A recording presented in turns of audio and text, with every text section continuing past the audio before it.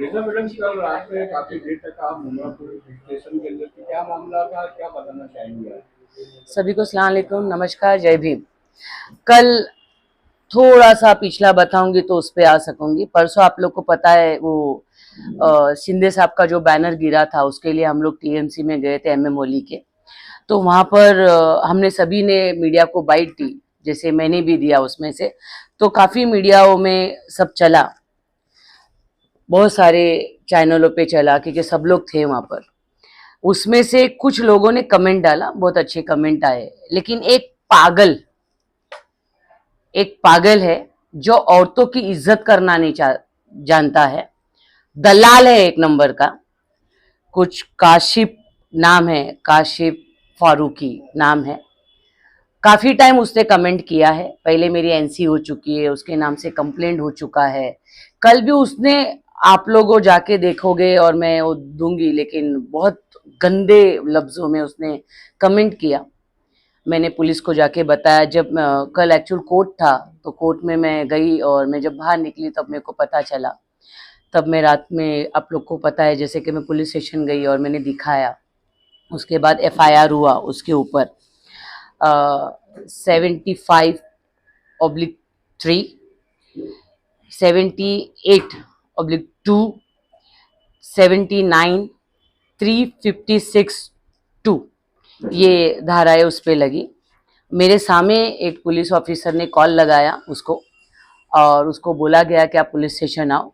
बड़े गट्स वाले वर्ड्स में उसे कहा कि मुझे आवाज साहब ने मना किया है अब आने के लिए। तो इस तरीके से ये साइको, ये पागल जो कमेंट कर रहा है, तो उसका ये अभी पुलिस ने कहा है। आज जो इसके पास चार्ज है, लेडीज ऑफिसर, वो नहीं थी, दूसरे जगह ड्यूटी पे थी। उन्होंने कहा है क्या कल मैं मैडम इस पे काम करती हूँ, तो उसी के लिए गई थी। मेरा ये मैसेज है उसके लिए भी, वो काशिफ जो है दलाल, उसको इतनी मिर्ची लगती है, तो उसके लिए मैसेज है, अगर कभी तेरे घर में तेरे माँ जी, तेरी बहन, कभी बेटी, कभी बीबी, किसी ने भी अगर उनको भी ऐसा कमेंट किया तो मेरे पास भेजना। इसी तरीके से एफआईआर कराऊंगी उसके ऊपर। और उनके भी घर के औरतों को बताना चाहूंगी, क्या जाके देखिए किस तरीके से गंदा कमेंट ये पागल करता है। क्या समझ है, औरतों को इतना लाचार, बेबस समझ के रखा है क्या? जब उठा, जब कमेंट करता है, अरे इतना मिर्ची लगता है तुमको, तो आओ ना सामने से लड़ो। औरतों से सामने से लड़ने का सीखो। अपने नेता को पूछो ना, वो नेता भी नहीं आगे से लड़ सकता है। सीखो, लेकिन आगे से आके लड़ो हमारे साथ। अगर कमेंट करोगे तो उसकी सजा जो भी कानून में होगा, वो मैं कानून के पास गई हूँ, मैं पहले भी गई हूँ। ये पहले की एनसी है, ये एनसी है मेरी पहले की। ये मेरा कंप्लेंट है पहले का, जो 23-24 में उसने किया है। तो इस तरीके से कंप्लेंट मैंने किया है पुलिस को, और वो पागल के खिलाफ। इसमें जिस तरीके से उसने आमदार साहब का नाम लिया, और आमदार साहब ने उसको, आमदार साहब का एक आमदार का नाम लेके बोला कि मैं को मना किया है, तो कब तक छुपाओगे? अगर छुपाना ही है तो ऐसे पागल लोग को रोको, ऐसे दलालों को रोको। इस दलाल ने, आपको पता है 2022 में भी जब केस हुआ था मेरे पे कुछ, तभी भी ये प्रेस कॉन्फ्रेंस लेके बैठ जाता था, 5,000 वाला आदमी, तभी इसने कुछ किया था। तो घूम फिर के मेरे केस का ये आरोपी है। मैडम, ये जो काशिफ फारूकी है जिसके बारे में आप बता रहे हैं, आपने उसके ऊपर एफआईआर भी दर्ज करवाया है, तो क्या ये किसी पार्टी से जुड़ा हुआ? ये एनसीपी से जुड़ा हुआ है ना, सब जगह रहता है ना आमदार के साथ, सब जगह घूमता है आमदार के साथ, सब जगह दिखता है। खुला पुलिस को आमदार के नाम से डराता है। खुला में हमारे सबके सामने, हम 4 लोग बैठे थे और पुलिस भी 2-3 थे, हमारे सामने फोन लगा, उसने आमदार के नाम से डराया ना। क्या अवार्ड साहब ने कहा है अभी नहीं जाने का, तो डराता है ना। वो पार्टी से जुड़ा हुआ है, वो दलाल है, एक नंबर का दलाल है। आखिर उसको आपसे क्या दुश्मनी? उसको चिमटी लगती है। जब भी बीजेपी में हुआ करते थे ना, वही काशिफ है। वही कासिब है। लेकिन बीजेपी कैसा है ना, यहाँ दलालों की जरूरत नहीं है, यहाँ ईमानदार वाले हम लोग हैं, हम लोग काम कर रहे हैं। जितने भी कमेंट्स आ रहे हैं, मैंने देखे, बहुत सारे कमेंट्स देखे, ये 500 रुपए वाले, ये जो जो कमेंट कर रहे हैं, पहले क्यों नहीं करते हैं, पहले क्यों सोए रहते हैं। जैसे इनके आका को कुछ बोलो, इनका अभी पता नहीं कौन सा बाप बोला जाएगा इनको, इनको बोलो तो इनको मिर्ची लगती है और 500 रुपए वाले उठ जाते हैं और कमेंट चालू कर देते हैं। लोगों को समझता नहीं है क्या, लोग पागल हैं, लोगों को समझता नहीं है कि आप लोग जैसे लोग जब उठते हैं तो आपका कैरेक्टर लोगों को समझ में नहीं आ रहा है क्या। इसलिए इनसे मैसेज है, हक के लिए लड़ो, हक पे रहो, सच्चाई में रहो और सच्चाई के लिए लड़ो। आप लोग जब भी उठोगे, ऐसा कमेंट करोगे तो लोगों को समझ में आता है। और ऐसा दलाल जो है ना, ऐसा दलाल है ना, ये दलाल है ना, इसको मैं बोल देती हूँ, इसका हरकत, अभी इसमें तो पनिशमेंट तो बिल्कुल मैं करवाऊंगी, लेकिन अगली बार किया है ना तो तुम्हारे एरिया में आके ना मैं भी बताऊंगी क्या किस तरीके से औरतों पे इस तरीके से कमेंट करने का क्या होता है। कभी कमेंट करना है ना तो खुद के घर वाले पे करो। इतना ही शौक है किसी औरत पे कमेंट करना तो घर में भी है ना अपनी औरतें, उन पे करो ना, उन पे करो, उन पे गंदा गंदा लिखो ना, जितना तेरे में दम है ना लिखना, अपने घर के औरतों पे लिखो पहला, तब पता चलेगा। तो दूसरी बार ऐसी हरकत करना नहीं।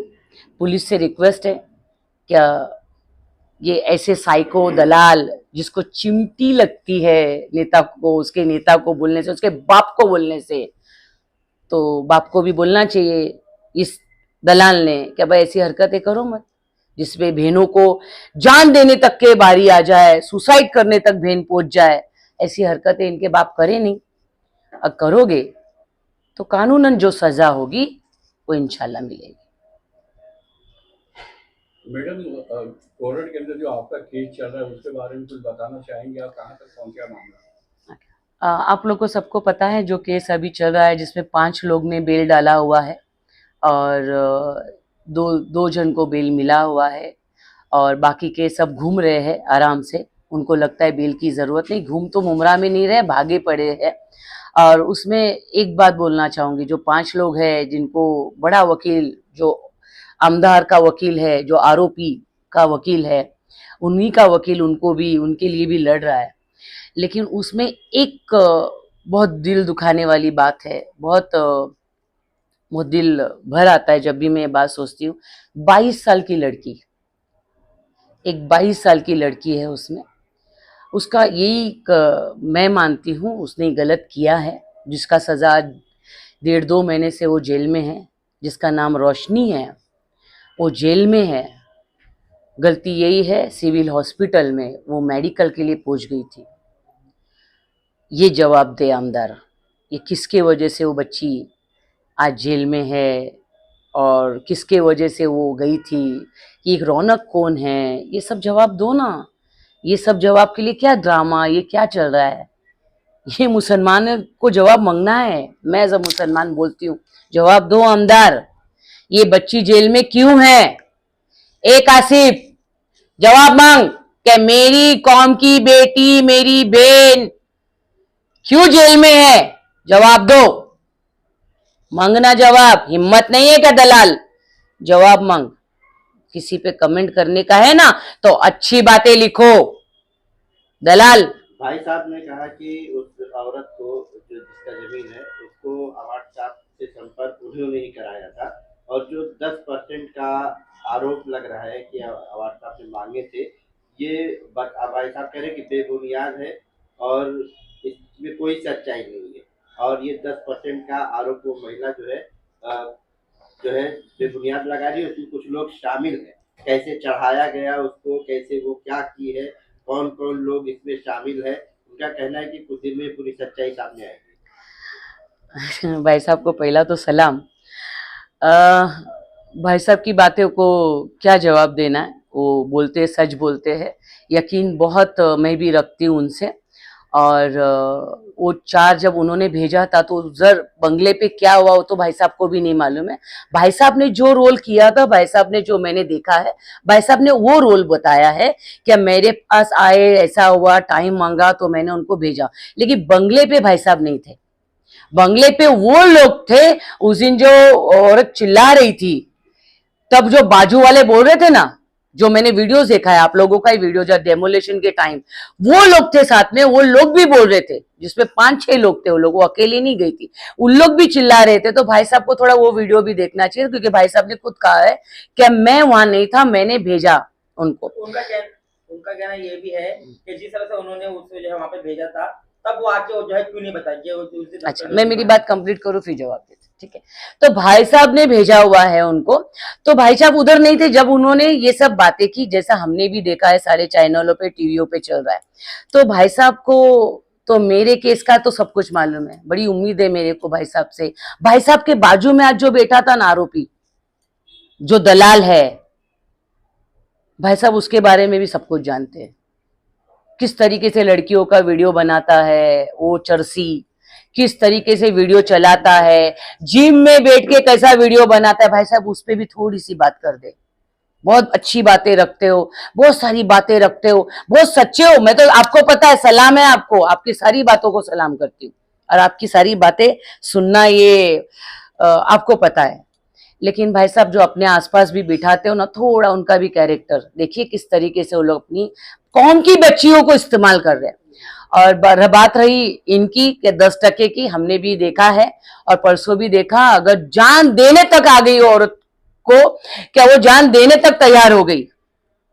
मतलब कौन सा डिप्रेशन और कौन सा टेंशन, कौन सा मानसिक संताप इन लोग ने दिया है। आपका कोई काम नहीं था, आमदार का कोई काम नहीं है। वो प्लॉट देने को तैयार है, प्लॉट टीएमसी से बात हो गई है, टीएमसी ने परसों साफ भी कर दिया है। उनका खुद कोर्ट ने रखा है मीडिया के लिए, क्या आप लोग दोनों इसमें टीएमसी और जगह मालिक तय करे क्या किसका क्या रोल है। तो इनका क्या काम है, क्या सर्वे करने गए थे उधर, मेरा घर बनेगा उधर, कौन था दूसरे, वो एक्स आमदार, अपना आमदार बोलती है, एक्स नगर सेवक, उधर तेरा बिल्डिंग बनेगा, उधर तेरी बिल्डिंग बनेगी, बाकी के दलालो तुम्हारी इधर बनेगी, ये बताने गए थे क्या आप? क्या जरूरत है? आप अच्छे हो ना, आप बहुत लोगों को रास्ता, डीपी रोड आपने निकाला, आपने खुद ही कहा है नहीं ये टीएमसी ने किया है, तो टीएमसी जाने और जगह मालिक जाने। आपके बंगले के बीच में से अगर रास्ता जाएगा तो आप बोलोगे ना भाई हमको क्या मिलेगा, जगह जा रहे हो ना, 7/12 की जगह है वो, हड़पेली जगह नहीं है आप लोगों के जैसा, तो मांगेगी ना, बीच में से जा रहा है तो मांगेगी ना, वो उनका हक है, तो वो मांग रही है। आपका क्या रोल है?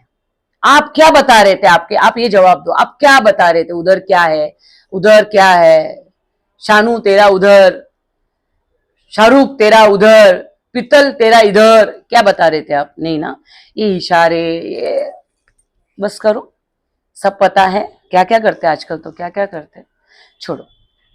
लेकिन इतना है, दलालों को दलाली करो, जिसकी करते हो ना उसकी करो, महिलाओं पे मत आओ। महिला कमजोर नहीं है, ये उदाहरण है। जब तुम्हारे बाप को पूरा पढ़ सकती हूँ ना, सोचो तुम्हारे को भी पूरा पढ़ूंगी।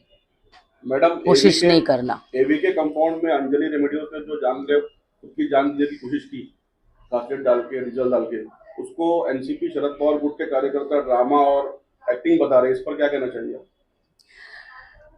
जिस पे बीतती है ना उसको ही समझती, इन पे कभी बीती ही नहीं है दलालों पे। ये उधर आए थे क्यों?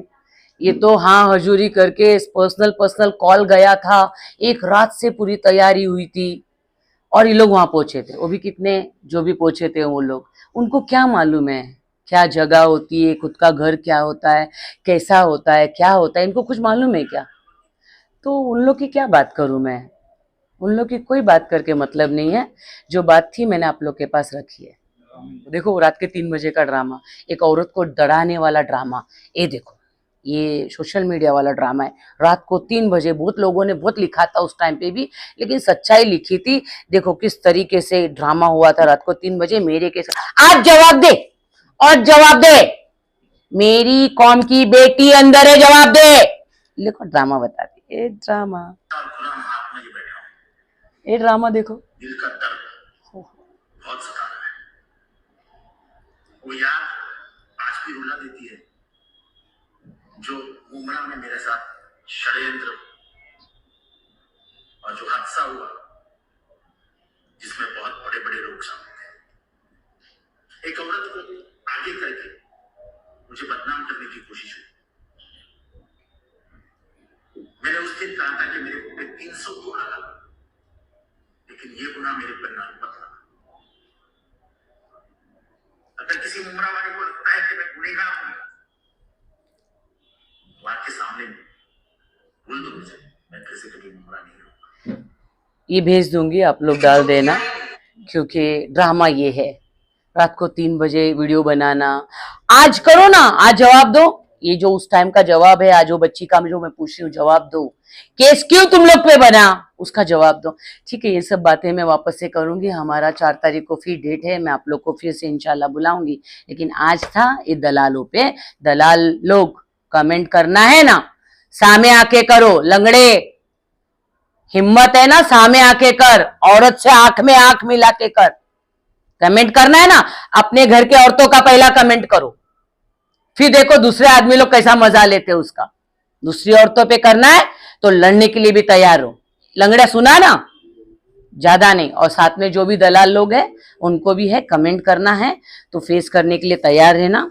मैं इस पे चलती हूँ। मैं कानून हाथ में ड्रामा करना और प्लानिंग करना, इस पे विश्वास नहीं करती। शुक्रिया।